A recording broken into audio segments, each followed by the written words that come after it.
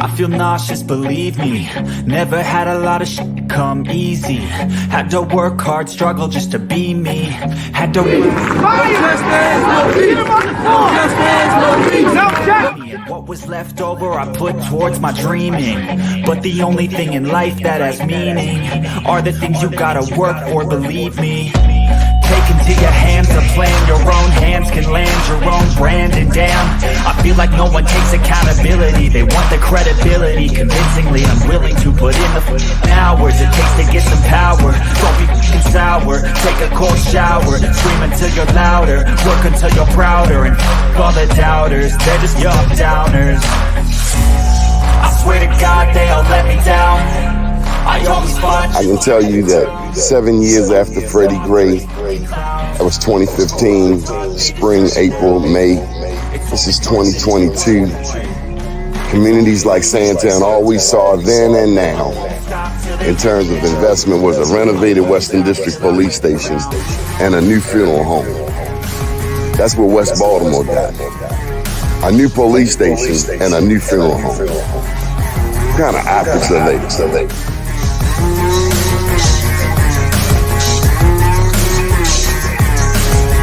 Was Freddie Gray any different than 1968's Baltimore riots? Dr. King's passing, killing, murder? Is it the same? No, I think, well, first of all, people who are being violent and burning, that's all that's the same. But the point is what was the cause and what were they attempting to register? I always thought just to wear the crown. I'm off at these fucking clowns. It's it's only worth it if you work for it. I won't stop till they hear me now. I won't stop till I wear the crown. I swear to God they don't let me down. I always thought just to wear the crown. I won't stop till they hear me now.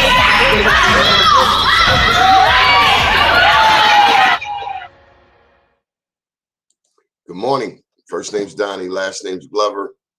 And this is August 30th, nearing the end, back to school time.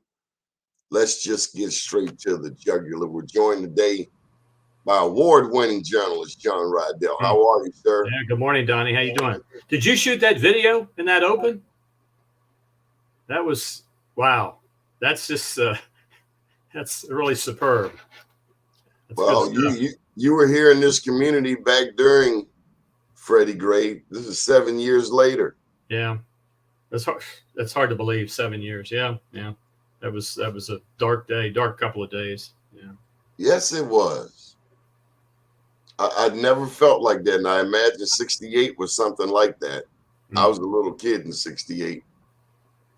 Listen, Donald Trump, I'm reading this article from The Hill, says Trump's document dump, an intelligence community debacle, but it raises the question in about the second paragraph as to whether or not, okay, let me just read it. With all due respect to former President Trump and his aides, along with the leaders of America's intelligence community in Congress, the CIA, the FBI, and other high federal officials, both sides in the battle over the classified documents in Mar-a-Lago have been insulting our intelligence. Any thoughts on that, John? I am just overwhelmed by all of the information that's coming in. And sadly, most of it's very speculative, I guess it would be. We don't know.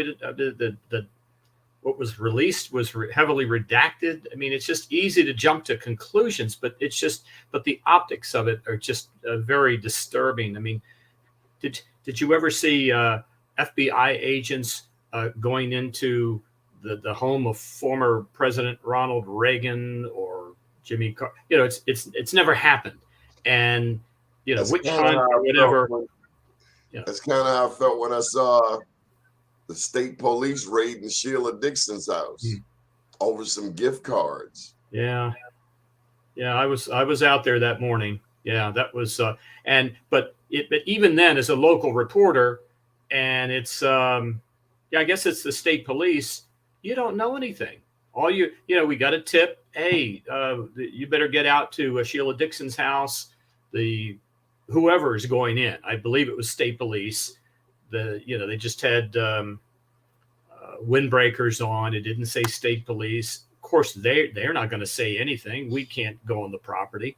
The optics, again, it didn't look good, and then the information came out later. So it doesn't look good.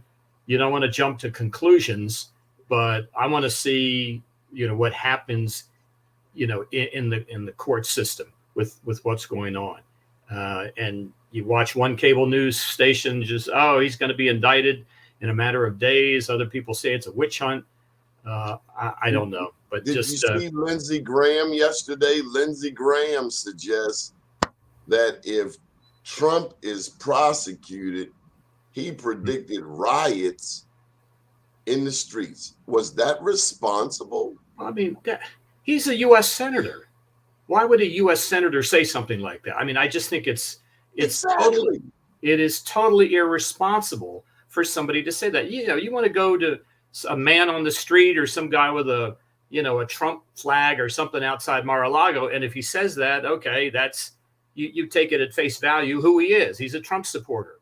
But a U.S. senator, I don't care whether you're a Republican or a Democrat. No, it's highly irresponsible to say anything like that, because now you're giving people like the Proud Boys and other groups ideas like, yeah, we hadn't thought of that. But then, and you've probably been reading, it's almost every single day somebody is still being convicted or sentenced in connection with their role in the January 6th insurrection. One of the guys that was part of the Proud Boys was in court, and I guess he went to trial, which is never a good thing to do in federal court, despite the charges. And he got 4.5 years in federal prison. And he still thinks that the election was stolen. Well, who cares what he thinks about the election? He's just, he's with the Proud Boys. 4.5 years. So, okay. I mean, you exercise your First Amendment rights, and you kind of cross the line there, and 4.5 years. Were you surprised when Liz Cheney got bumped? What was she in, Wyoming? Yes, Wyoming. Yeah. No, you could see that coming. And what's sad is that she's a conservative Republican. She's not. Nobody's going to accuse Liz Cheney of being a rhino. I mean, this woman is a conservative Republican who said, wait a minute, no, we can't, the future of my party is at stake here, and I got to stand up for the truth. And the people that supported Trump didn't like that. And it's a sad commentary. If she hadn't been a part of that, if she had just kept her mouth shut, just said, I don't like what I'm seeing, but I want to get reelected, so I'll just keep my mouth shut. And she didn't do that, and she paid the price. But I'm sure we haven't seen the last of her. I mean, I can't imagine that she would run for president in 2024, but who knows? That's still a long way off. We just don't know. Speaking of elections, this is 2022. In another couple of years, there'll be a mayor's race as this governor's race heads toward the November general election. Yeah. The next big thing people will be talking about will be the mayor's race. And I've heard a unique name floated, Jane Miller. Well, I'm sure she's flattered by that. And of course, Jane just retired from WBAL TV after 40 years or so. And pretty much throughout that time unrivaled in terms of her tenacity and what she uncovered in Baltimore, and still did it very diplomatically, I thought. I mean, she was a hard-nosed reporter, but she did what she wanted. I mean, I don't know. I according to the interviews I've seen, and I haven't spoken to her recently, that she is very committed to Baltimore and will be involved somehow, whatever that is. I mean, she knows that the pitfalls of running for mayor, being mayor. It's you know, I don't care who is mayor these days.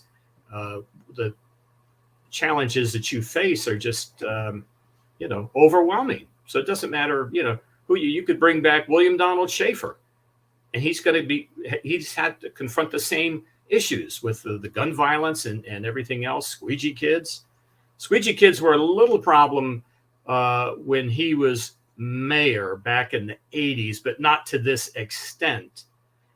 And then remember there was somebody proposed squeegee school. We're going to send some of these kids to squeegee school, and they were trying to come up with solutions.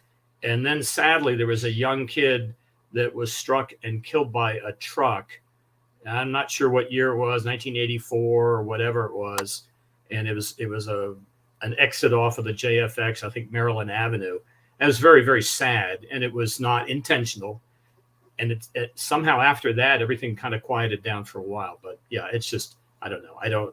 I can't see Jane Miller running for mayor, but No.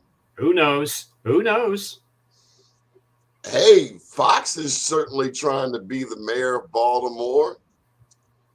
I mean, every time you turn around, I hear the journalists saying to whomever, you're not good enough to be mayor.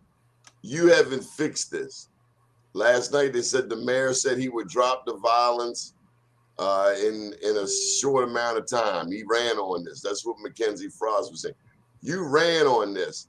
Now, I do like holding people accountable, but I can't help but wonder if there is some ulterior motive, like maybe the Smith family wants to be mayor. You think anyone there wants to be mayor? And then can they handle reporters asking them every day, but you didn't make a difference today? Could they handle that? Could they handle the heat that they bring elected officials? Well, I don't think any of the family that you mentioned would be running for mayor, because I think you have to live in Baltimore City. Oh, they don't live in Baltimore City? No.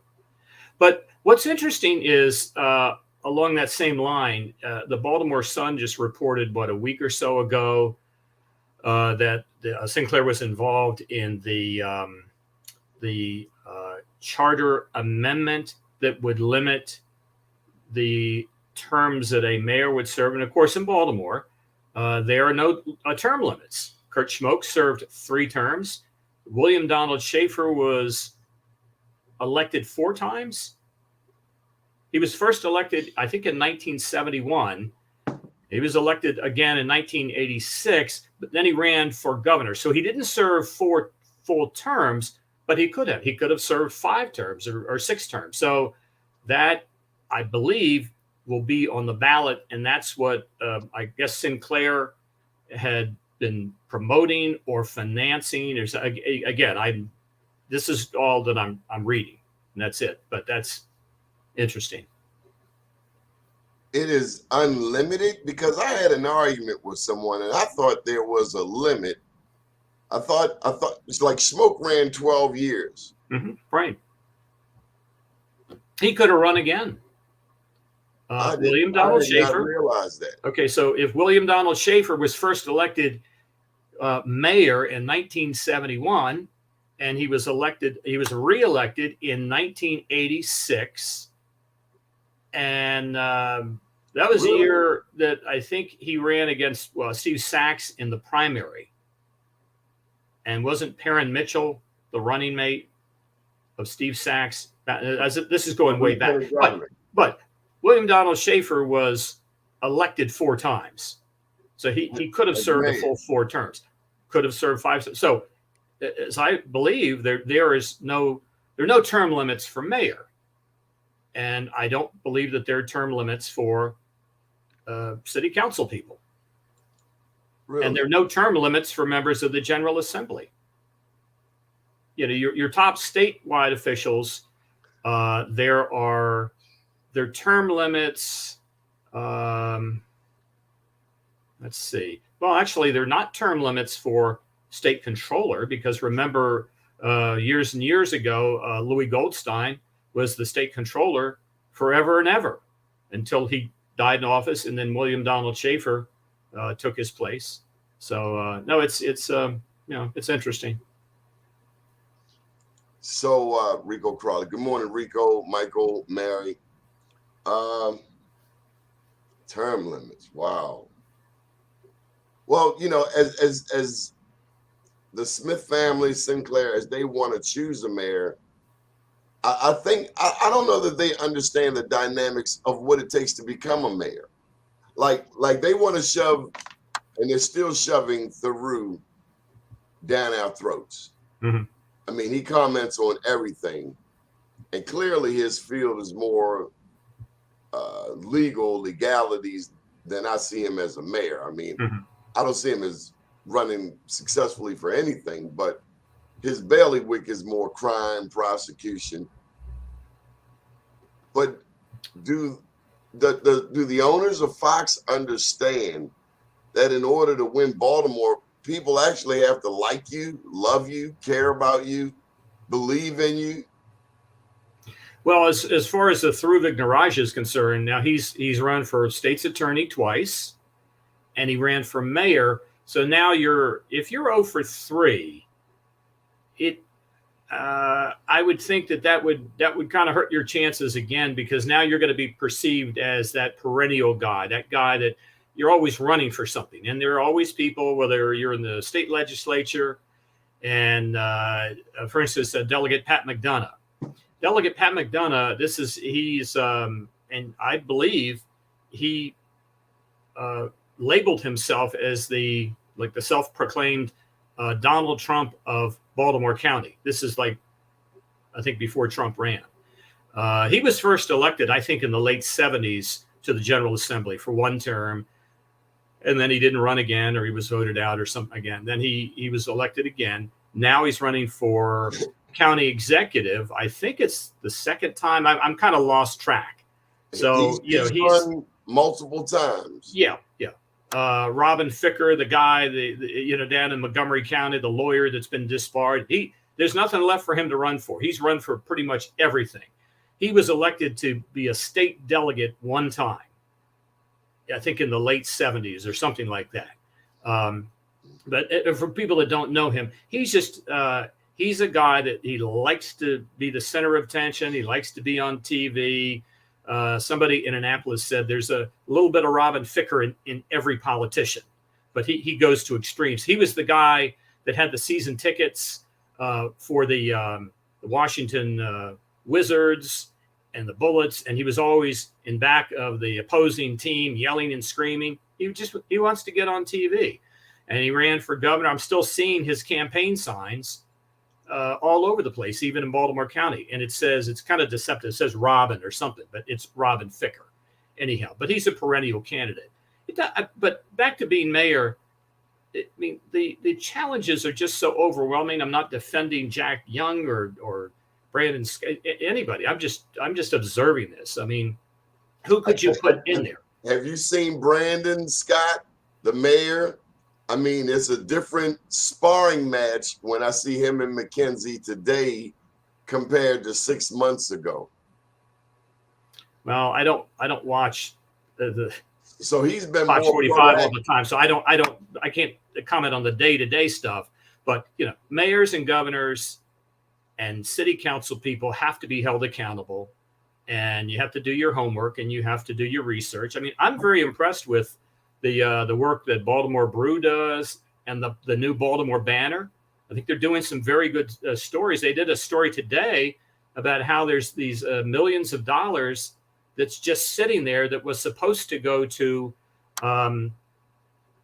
victims and witnesses to help them relocate. And there's this dispute that appears to be like a bureaucratic dispute between Marilyn Mosby's office and the state governor's office of crime control and prevention or something like that over how the money can be allocated, whether it should be grant money or something like that. But I mean, think of all the people that they're reluctant to come forward. They're fearful for their lives. And there's a real struggle to get that money to help them be relocated, whether it's in a local motel. I mean, this is a real problem. And that's Baltimore Banner. I think it's Justin Fenton. A very interesting article on that. How do you think the Banner is doing? Well, it's very early. They're a new news operation, but I think what's in their favor is look at the veteran reporters that they have working for them that wrote for the Baltimore Sun for years and years. I know, but they've all moved to a new location. Mm-hmm. The Baltimore Sun, we know how to get there. It's in our browser. We know how to go to Justin Fenton's articles there. But the Banner, I do not envy their position if they had $10 billion, because nothing replaces the footwork that it takes to establish. When I think about you and how many times you walk the street, and so now say Joe Blow wants to start a TV station, they could have, I mean, television is a little easier, but we're talking about the Banner. They're solely digital. No newspaper, no radio, no television, solely digital. How do you just pop up and get a market share? Well, it doesn't take a few months. I mean, it takes a few years, and hopefully that funding will remain intact, and they'll get a little bit of subscriptions, digital subscriptions. I subscribed because I wanted to support them. But it's free, right? But I also wanted to see what they were doing. Starting up a TV station, no, it's a lot easier to start up an online publication like the Baltimore Banner than a TV station would. You're talking tens of billions of dollars, and then if you wanted to create a whole new news department, now you're going back to square one. I mean, But here's the question, John. No one has ever, at least mainstream, gone out there and say, hey, we're going to do a website. This is unprecedented. Well, they, I guess a good thing is that they are now partnering with Channel 13, and they've got, I haven't watched this, but I saw it on Twitter that it's like a cross promotion. And, maybe some of the reporters at the Banner aren't thrilled with that, but no, I think that's very important because I guess some of the Banner reporters will appear periodically on Channel 13 to promote their own stories.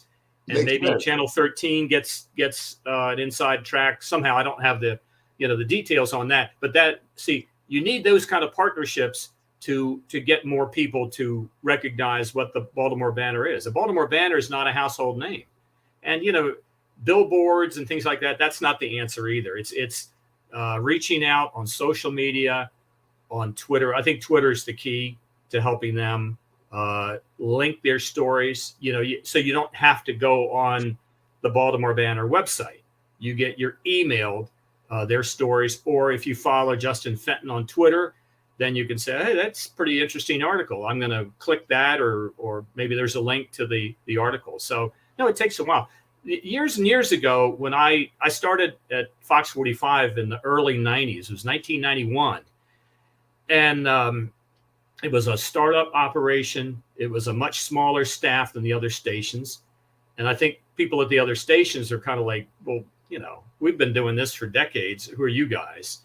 And the ratings were pretty, they were low. They were pretty bad the first year because people didn't know that Channel 45 had a newscast. There were some billboards early on, but it takes a long time to change people's habits, whatever those habits are. Everybody, years and years ago, everybody watched Channel 13. They watched Al Sanders and Jerry Turner, and that was, and Bob Turk, who's still there.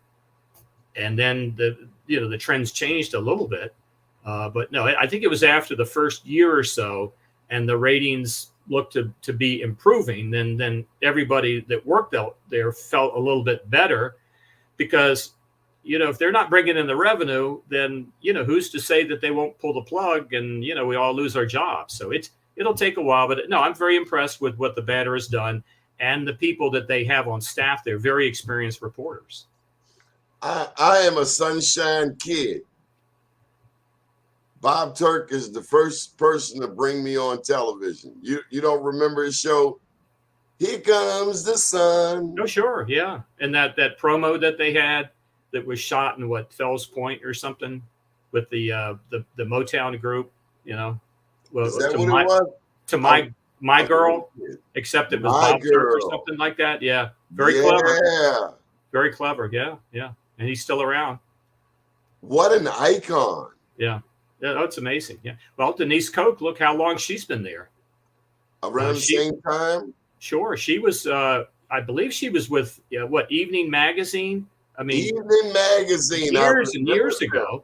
And then partnered with, Jerry Turner and Al Sanders. And then when Jerry Turner died, she and Al Sanders anchored together, and they were a very good duo. They had a lot of chemistry and charisma. Yeah, they were. That was the big station back then.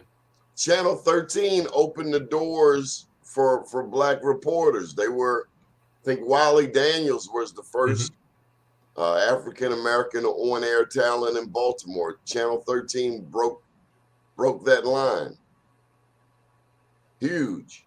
Yeah, yeah. I would say that. I mean, through the years, I think they've been very good at diversity. You have to have a diverse staff if you're covering a city like Baltimore, and so I think they've done a good job. But then two of their reporters ended up over there at Fox, Kai Jackson and Mary Bubala, and they're running this set over there now. Yeah, yeah. That's happened from time to time, but it all depends on when somebody's contract expires and things like that. So. Yeah, so that was good for Fox 45 to pick up two people that were already known in the market. I mean, it's again that's why, like with the Banner, if they were just hiring people out of journalism school that were 22 years old, it's not going to succeed because they're just learning journalism. Whereas the people that the Banner has, not all of them, but a lot of them. I mean, they've been covering Baltimore for many, many years. Liz Bowie, the education reporter, very talented, award-winning, and that's what you need. But again, John, they have to do what they do from a brand new location. That's like if you or I had to all of a sudden start using a new email address. Mm-hmm. That's starting over. If we had to go out there and do stories with a brand new email address to reach people, brand new phone number, that's starting over. And then I slightly disagree. Younger journalists are going to have more energy to deal with the changes, I think, than us older reporters. They can, like for instance, John, you and I, we pick up the phone. We're old school. How many times have we ignored a text? And someone will say, hey, well, I sent you a text. Mm-hmm. The old school part of me says, you should have picked up the phone. If I knew it was that important, if it was that important, you should have picked up the phone. But the millennials, they text all day. And it's just a matter of time. I'm going to give you a couple of texts, but I don't want to do this all day. Right, right. Well, in any newsroom, I don't care whether it's a newspaper or TV or radio station, it's not just racial diversity. You can't have everybody 25 years old. You've got to have people that are, oh my gosh, older, 50s or a few, 50s or 60s or something. There's some people in newsrooms in Baltimore that don't know William Donald Schaefer. They've heard the name. Oh, there's some statue of some old guy. They don't know that he was the mayor of Baltimore. I mean, but even also how that fits into the bigger storyline. Yeah. Perrin Mitchell. Well, I don't know who's that. But a younger staff may be more tech savvy, and they're able to maybe track down certain people that people in their 50s or 60s or something may not be able to do through Snapchat or Facebook Messenger, things like that. So there is hope for this 57-year-old journalist. There is hope for me. Well, you've got the institutional knowledge. I mean, that's and you're pretty tech savvy. Like I said, that open is very, very impressive.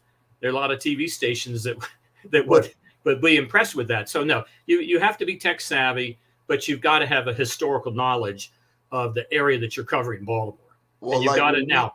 You educated me over regarding Bob Wallace here in Maryland. George Wallace. You were telling me about places that I didn't really know about. Mm-hmm. And no, I don't think you can effectively write a story without a working knowledge of the history. If I had to train new journalists in Baltimore, I would put them in the library for the first portion of their training, going over articles, going over history. Right. You can't understand segregation and not talk about J. Barry Mahul or 1907, 1910, and the laws that were created here that are now replicated around the country in terms of redlining. I don't know that you can write a story effectively without knowing the history. Well, or Thurgood Marshall. There may be people under a certain age that, oh yeah, he was a Supreme Court justice one time, but they don't understand, his connection to Baltimore, what he did in Baltimore, that kind of thing. This is going back to my early days at Fox 45. The first week we were all hired. Everybody came in from all over the country. Had worked in different markets, small markets in California, whatever. One guy was from Missoula, Montana. He was the weather guy, Missoula, Montana. So what they did was the first week we all kind of sat around and introduced ourselves. And one day they hired a tour bus and they said, okay, you people, you're from all over the country. You need to know a little bit about Baltimore. This is just a little snapshot of Baltimore. So they hired a tour bus. It was pretty interesting. And they took us all around the city and they took us through Highland Town. Oh, here, the painted screens and this and that. And then they took us to the aquarium and we saw the dolphin show. And so you kind of got an idea of what the tourists are interested in, but they also took us around, in other parts of town. And then I think it was at the end of the week or the following week or whenever they had a crab feast at Bo Brooks Crab House on Bel Air Road. It's like, okay, if you're from Baltimore, this is a big damn deal. So you got to go. And I'm sure there was people that had never eaten crabs before, because again, they're all from all over the country. So that's just a tiny snapshot. That doesn't give you a whole feel for the city, but at least they knew that, okay, this is a good idea to at least introduce you to the city that you're going to be covering, because you're going to have to, to know. But it does take quite a while if you're new to a city to really understand, what's important. And what neighborhoods, east side, west side, what's that mean? City, poly. I mean, you don't know any of that if you're just coming to Baltimore. I was watching this Japanese movie about a Japanese newspaper where I think it's a gaijin, which is a non-Japanese. This was a white guy who was very fluent in Japanese. He passed the exam to become a reporter for this Japanese newspaper. So clearly they had you're not one of us. That was off the break. Right. But what I really appreciated about the movie was how in Japanese culture there was like a certain body of knowledge that you must know, and they had to take an exam. So he was a foreigner, but for him to make it that far, it at least made you appreciate that they understand their culture. They understand what they want to portray. They are going to portray it this way. Don't ask questions. And we can ask questions all we want, but there, this is the way it is. You're going to do this. You're going to do it well. And this is your assignment for the rest of your life. And don't get out of line, because there's a different mentality in Asia. What they do for the group benefits the individual versus our thinking, which is more individualized. Well, he knew to be accepted that he had to do that, that he had to do his homework. He had to do his research. He had to understand their culture to be accepted. And that's, to a certain degree, what you have to do, whether you have any job in whatever field you're in, you better do your homework before that job interview to research what your company is all about and, what they do and a little bit about the CEO or the person that's going to interview you. I mean, it's very important. It's about respect too. So what else have you been following in the news, John? It's great to see you too. And thank you for always being a part of this, our broadcast. Sure. No, I appreciate it. Yeah. I was, I do a Zoom session for a senior center, Meyerberg Center, every other week with Ron Matz, who, longtime reporter from Channel 13. And that works out pretty well. So we, it's he does 1 week, I do 1 week or whatever. And we talk about, whatever, local news or politics or whatever. But yesterday I was talking to Delegate John Carden of Baltimore County. And we were talking a little bit about the student loan, debt reduction program from the Biden administration, that's a whole nother topic. But I asked him about the gubernatorial race. And, and he said, he says, Wes Moore is definitely going to win, but you don't know by how much. I mean, the margin may not be as large as a lot of people think. And he talked briefly about Dan Cox. And again, these are Zoom sessions, so everything's on the record. John Carden and Delegate Dan Cox, who's from Frederick County, are both on the House Judiciary Committee. And I would say that's probably one of the most important committees in the General Assembly. They get all the crime bills, and they're, that's where everything gets done or it doesn't get done. And he said that in committee, Delegate Cox is very cordial, very respectful of the chairman. And, when you're in the committee system, you just can't mouth off. There's a kind of a protocol. And so he doesn't really know him personally, but he said, he respects that he is respectful in that committee system. But then he says, once he leaves the committee room and he sees these news conferences and, what he's talking about, he says it's like, Dr. Jekyll and Mr. Hyde. And he, it's just bizarre. And, I think he's troubled by what he sees. And again, Dan Cox, I covered the General Assembly for many years. He's a first-term state delegate from Frederick County.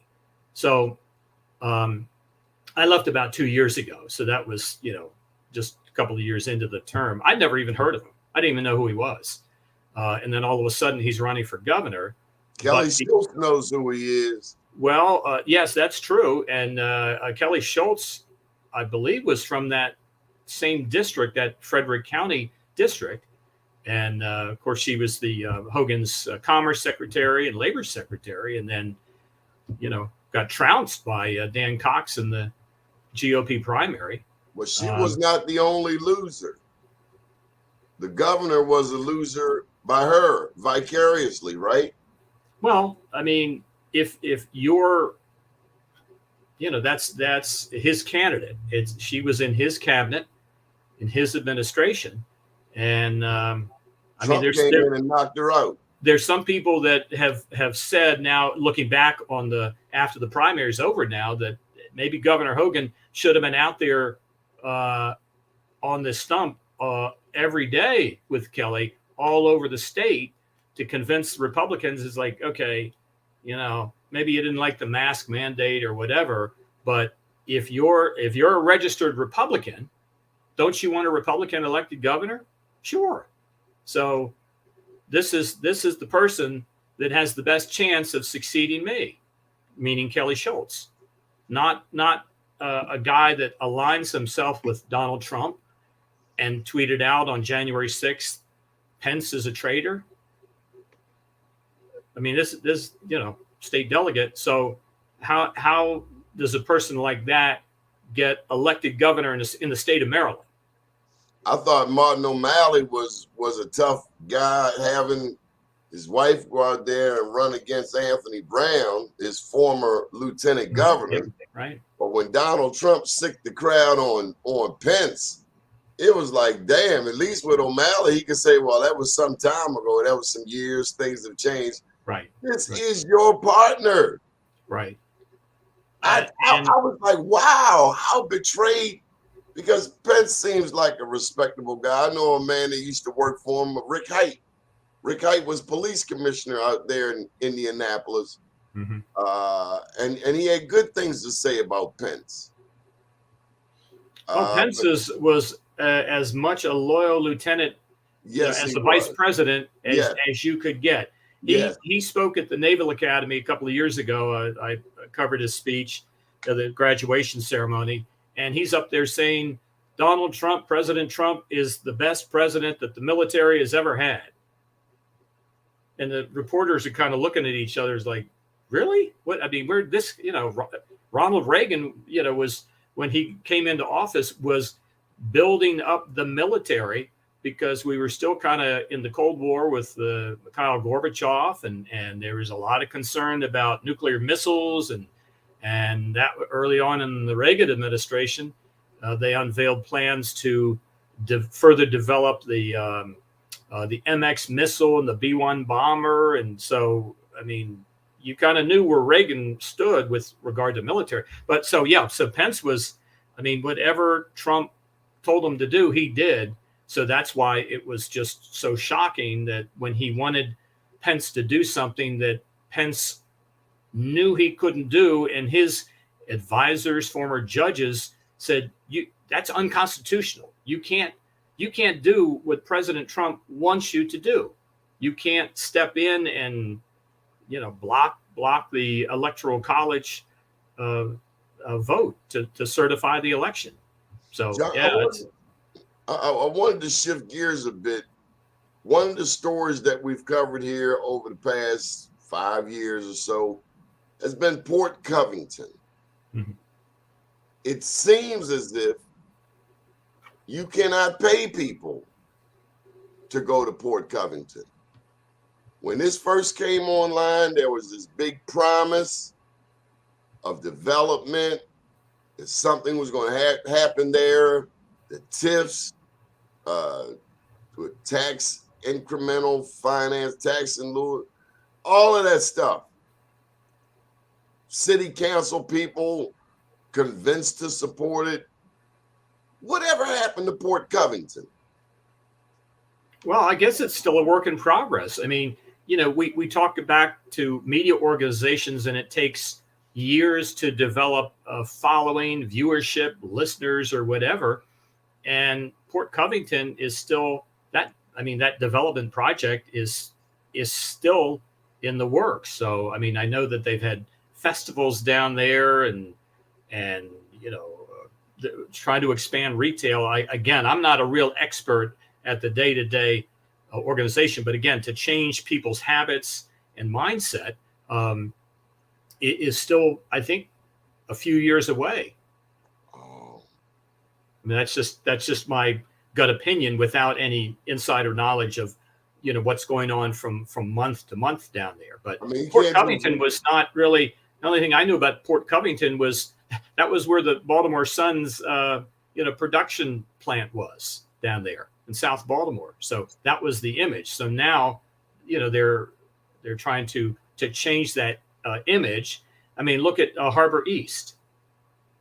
25, 30 years ago, there was no Harbor East. There was nothing. What was over there? Was it toxic land over there?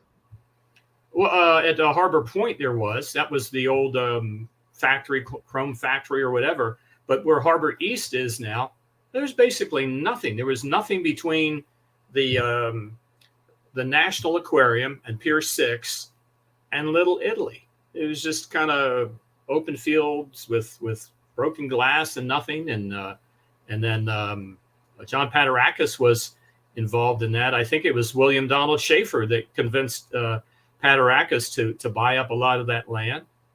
And apparently at the time, Paterakis was like, why would I do that? There's nothing here. There's no future here. And Schaefer said, oh, there will be. I mean, give Schaefer credit for being a visionary. He looked beyond. It's like, okay, I don't give like him credit for getting in that damn water in that inner tube. Well, that again, it was all to promote Baltimore and a more positive image of Baltimore. How could you not love that? You see the mayor getting in that filthy water. Or no, he was in the aquarium water. Yeah, that was clean water. Yeah, in the seal tank or whatever. But and no politician would do that today. But Schaefer did. I commend him for that. He did stuff that would attract attention and to get people thinking, God, I think I'm going to go down to that National Aquarium. And then after it opened, if you had out of town guests, it's like, well, let me go show you the harbor place and the pavilions and the National Aquarium. And then all of a sudden it gets written up in Time magazine. Well, what about now? Now it's on one side of the harbor, on the south side of Pratt Street. I mean, there are people there, but there are more people on the north side, on the side where Chipotle's, Capitol Grill, House of Pancakes. Right. That little strip of land is the most traveled. I mean, around the marketplace, the harbor, my God, it's on life support. Well, there's a new developer that is coming in, and they're going to have to rebrand what was Harbor Place, because there's really nothing left of Harbor Place. It's, invaluable piece of property and land. It will be redeveloped in some shape or form. It's too valuable to ignore. And whether it's Brandon Scott or a future mayor, they understand that. I think Jack Young even said that they should consider tearing the pavilions down, Light Street Pavilion and Pratt Street Pavilion. You notice that Phillips shifted to the east side of the harbor. Right. I mean, Phillips is the staple. I'll never forget, I was a busboy at Phillips, and it wasn't a regular restaurant. It was the kind of restaurant, if you worked there as a busser at Phillips, you had to carry a tray in each hand. Mm. It was top notch if you were in the hospitality industry. Yeah. Phillips. Maybe they should have sold it to Phillips. Yeah, those early days of Harbor Place were really incredible. You would walk in there, you had the big restaurant, but then you had a cafeteria, and then there was a carryout. I'd go in there all the time and get like a crab cake sandwich or something like that. I didn't have time to eat in the restaurant, but if you were working and you're on your lunch hour, you'd go by there, or you'd go someplace else in the pavilion. And if you worked in downtown Baltimore, it was still a novelty. So you would cross Pratt Street to go down there and eat at the restaurants. And then as things changed, and I think what really changed was in 2015 with the Freddie Gray and everything. And I spoke to the manager of Lenny's that was down there, Lenny's Deli. They're out in Owings Mills, and they used to be on East Lombard Street. Oh, corned beef row. Yeah, Lenny's. Yeah, very big. They shut down there. They're still in Owings Mills.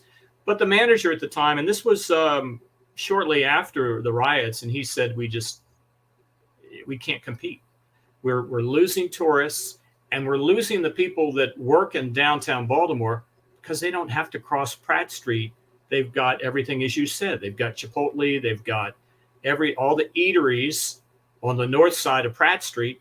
And in some of these downtown buildings, I worked downtown years ago at Calvert and Lexington or whatever. They had their own cafeteria on the top floor of this office building. It wasn't great, but if it was raining or snowing or something, you knew you didn't have to go out to lunch. You could just get something there, or get a cup of coffee. So that's all of those elements, and crime and things like that changed the face of everything. But I think Harbor Place will look a lot different in a few years. I'm convinced of that, and hopefully for the better.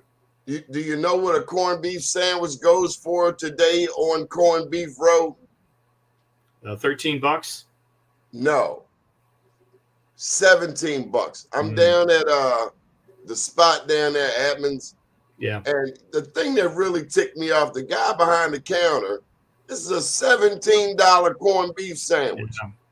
He gave a couple of samples to the ladies and then looked at me and kept going. And I was like, clearly you don't want me to come back here because you should have given me a sample. But after $17, I was, after the sticker shock, I was like, okay, you got me this one time.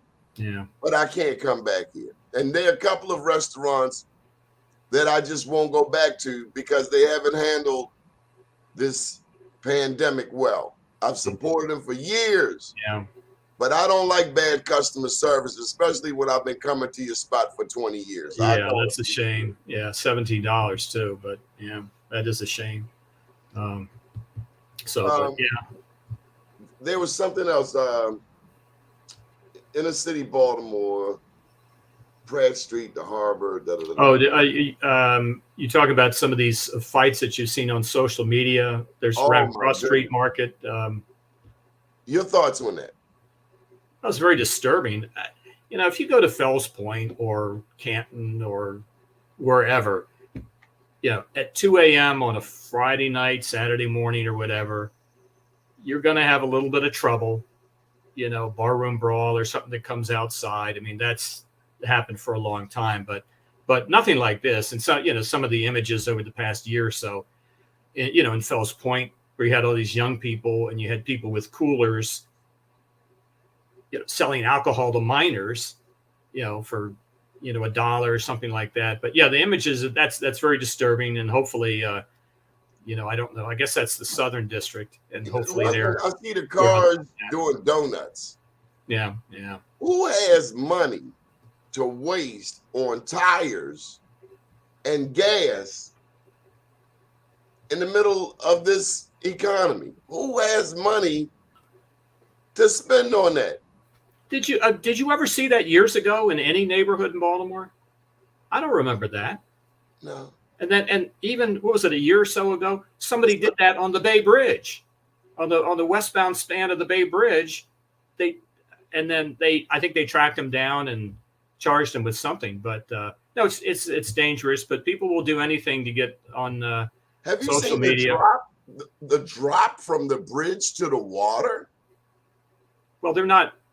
Yes, I mean the danger there, but they're on the westbound span is 3 lanes. So obviously there was some concerted effort and crazy, you know, it's just crazy. But yeah, just, and the images of the fights and everything, I mean, you know, you don't want to play into suburban fears, as they say, but that's troubling. I'm guessing that was what, 1 a.m. or 2 a.m., but it you know, it shouldn't happen at any time. Who wants to sit there and watch a car doing donuts, a car that could slip out of control at any moment? It's like, so we're just not thinking anymore, John. Right. I mean, yeah, you could have 3 or 4 people struck and killed with something that fast, because who's to say, you know, how many beers or whatever did the driver consume before he starts doing that? Did he did it, you know, off of dare, or somebody give him the money or whatever? But obviously word is getting out for that many people to converge to see that. And there was one, I think, on Light Street a few weeks ago or something like that. But the crowds of people that were around them, just, you know, pretty incredible. So word's getting out, and I don't know the intel that the police department has, and it's tough to keep up with trends, and, you know, but I don't know how you monitor that ahead of time, but somebody needs to do the best that they can to try to do that. So at least the police are aware of it, because once you get a group of people that large, police can't do anything. You can't, emergency vehicles can't go by. A couple of cop cars show up, they're almost powerless to, how do you pull somebody over that's doing that, or disperse the crowd? Did you know that gangs were now controlling the movie industry in Baltimore? Yeah, wasn't that something? Park Avenue. That's pretty interesting. A friend of mine that works for the city posted some interesting photos of what it looked like down there. These old cars from the 50s and the marquees on Park Avenue. But there is some question about the validity of what actually happened, the threat. So there's, I think Channel 11 is trying to report on that, and other people, and that there was somebody early on before most of the crew showed up, a driver of a car or something associated with the crew was threatened somehow. And so he passed along the information, and then I guess it escalated. So I don't, So thus far, it was one witness. Yes. Yeah. Great way to promote your movie. I do agree. I think I heard Anirban Basu say how it was not helpful for Baltimore. It makes me think of what's his name, Al at the Hutchinson at the Baltimore Area Convention and Visitors Association. He has the task of selling Baltimore to the world. How do you think we're doing? Are we selling our city? Have we shed the reputation of the corner and the wire, thanks to David Simon? Not yet, unfortunately, sadly, because years ago, if you said you were from Baltimore, people would bring that up. Like if you went to a convention, and so their image was that every neighborhood was like the wire, the corner, or something like that. And then I said, "Oh, where are you from?" "Oh, Miami." Miami. That's when all the tourists were getting carjacked because they had the rental car, bumper stickers, and like, "Oh, there's So yeah, it's the stereotypes are damaging. But what's interesting, you talk about the corner and the wire, these HBO miniseries that Charles Dutton was involved in directing. I think it was The Corner. Some episodes of The Corner. Of course, that was the David Simon production. And I remember doing a story on one of them. I think it was when they were shooting The Corner. And of course, The Corner is, West Fayette and North Monroe Street. That was based on the book. But they actually shot it in East Baltimore. They shot it in a pretty deserted area. It's probably built up by now. I'd never heard of anybody on the crew being threatened by anybody. The difference is, I remember both of those businesses, entities, they went into the community more so with open arms. They welcome young actors, extras. Right, exactly. To participate in it. And I am not a fan of either one per se, but when you go into someone's home, you should take gifts. You should be hospitable. There's certain etiquette. Now, I have seen movie crews that come in, they don't say hello to anybody. It's real focused, real targeted, not welcoming. I've seen that also in downtown Baltimore. Right. I mean, is it just enough just to bring in the vans? Hey, we're shooting a movie here. Or do you take the time? Who's the famous guy? John Waters. John Waters. Yeah. When I see him on television around the country promoting Baltimore, you can see that he's trying to promote the city. Sure. In the most positive way he knows how. But that's not always the case. Some people just come in and take and I think you're right. I think that perception was true with the productions of The Corner and The Wire, because when I went out there and I saw them shoot a few scenes, and you looked at there's a lot of people involved in these productions, and it's not just you had Charles Dutton, the director, but you had a lot of local people that were brought in. It's like, hey, okay, you get to do this, you get to do security, you get, and that's important. And because they help set the tone. Right. And you wouldn't have. Yes, you're right. They're coming to your neighborhood. So, you want to kind of broker a relationship, between. This says to me that whoever got ganked down there on Park Avenue was real stay away. That's just part. You're not going to tell me someone just pulled up and say, you can't shoot here. There was something else that happened that precipitated that. Yeah. And the business of 50,000, who are you going to pay? Are you going to write a check 50,000 to this guy? I mean, yeah, the premise of it is a little shaky. Yeah, maybe the one guy that showed up was threatened somehow. I don't, that's very possible, as anybody could be involved. Now let's talk about that area. That area is not full of priests and nuns. Late night. Oh no, late night, yeah. But I mean, interesting. So I guess they're uprooting everything that they did to move the production to somewhere else. That's a big ordeal too. That's more to the story because nobody's going to let just one incident. They're hiding something. No one's going to let one incident up a whole production that costs upward, millions of dollars. Sure, and you could still, you can still shoot whatever you want on that block during daytime hours, and most of these shoots are during daytime hours because the detail that they go to, the marquees and the little menu of the diner with the 50-cent ham, that kind of thing. Why, no, you can do what you have to do. And, there was movies shot in downtown Baltimore near the Mitchell Courthouse in the 80s. It is amazing how many hours it takes to set up for just a couple of scenes. So, we'll see. So any final thoughts before we get up out of here? I want to thank you, John, for being just a great mentor. You've covered our neighborhood here in Sandtown when nobody else did, when we had the fires. Freddie Gray, you've walked in alleys, you've seen vacant buildings, you've seen people who've lived there. You've covered the good, the bad, and the ugly, and I know you love this city and you want this city to do its best.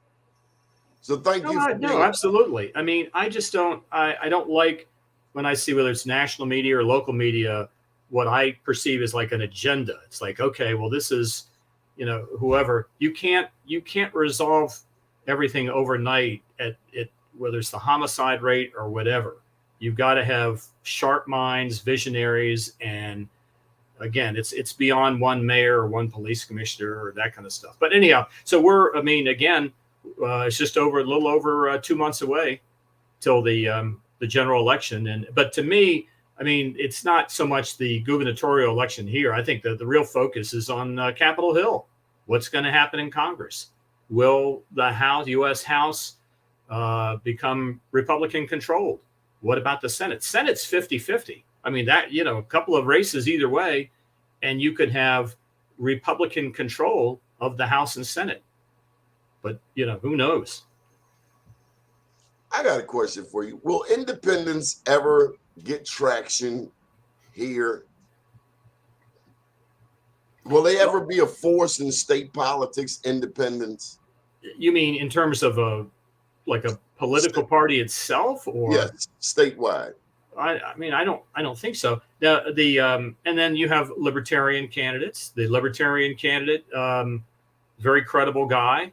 You have others, but I don't.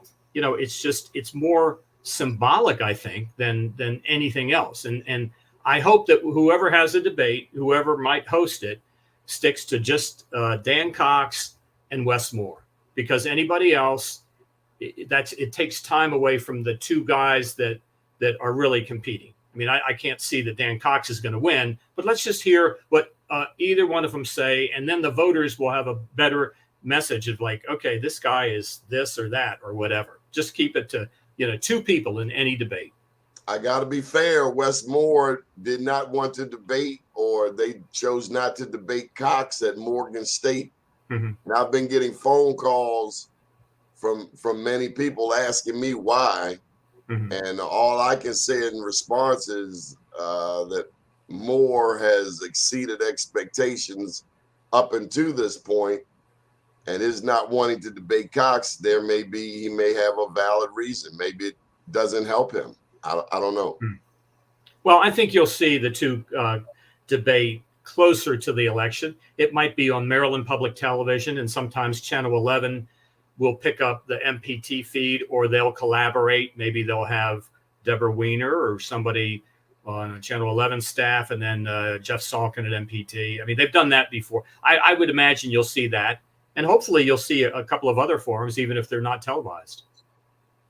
Good deal. Well, John, thank you for joining us. Thank you to all of the people who contributed today on the chat. Michael Haney, of course, Mr. Emmanuel Price. We're trying to get Manny Price on here to do a show. John, how can people reach you? Reach me? Yeah. Probably email. JP, P as in Paul, JPRYDELL @verizon.net. Okay, good deal. That's Thank you very much. And thanks, Doni. Appreciate it. We will. Enjoyed it. Good morning, world.